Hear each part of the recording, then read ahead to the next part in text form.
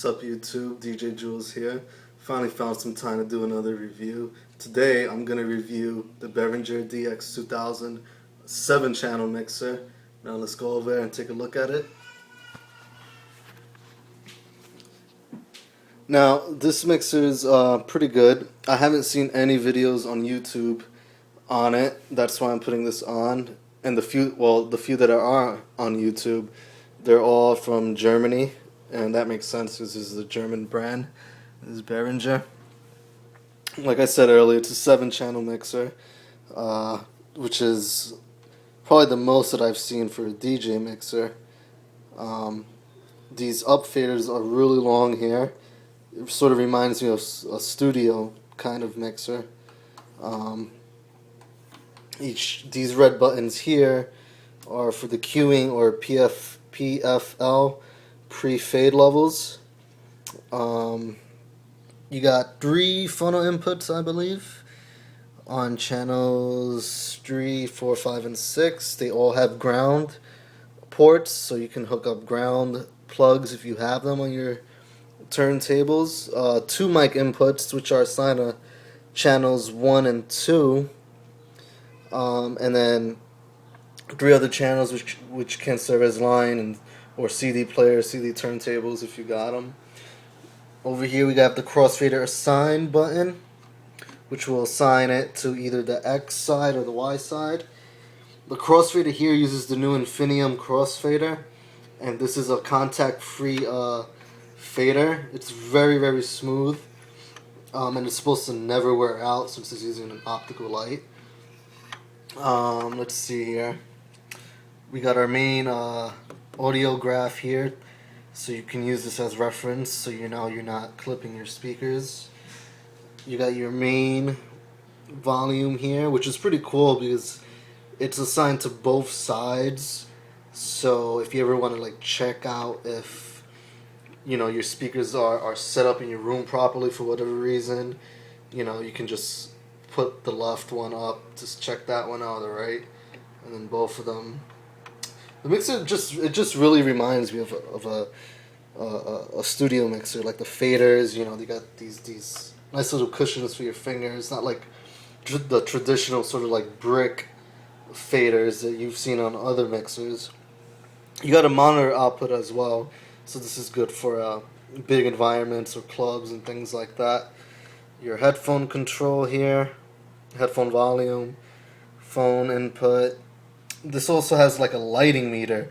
I don't know how to really use that, but you can adjust the levels on the lights if you have something hooked up in a really big dance hall or a big social function there where you're using lights. Overall, this is a pretty cool mixer. My only problem with it would be, oh yeah, the high, mid, and the 3-band EQ. It could be better. It only goes up plus 6 dBs, so you can't really enhance the sound. If you're in a really, I guess, if you're in a big place, you're gonna be using big speakers anyway. But here, I'm using monitors, and they're on these stands, and sometimes I wish the bass could go higher, but it's only so much, like I said, plus 6 dB that I can crank it back up. And in any case, that wouldn't be such a good idea because then I'd have to fiddling with the gain structure and all of that. So another cool thing is these main boost and main dim. So if you want to sort of accent a really big drop in your mix or something, you could just hold that for a second or two and let it go. And then the main dim, this is cool too.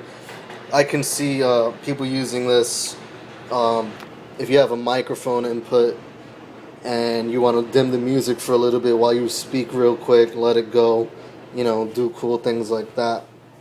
Overall, I'd probably give it an 8 out of 10. The sound quality is great. The connections on the back, I mean, with 7 channels, I can't imagine anyone, running out of inputs for stuff. And the headphone input as well.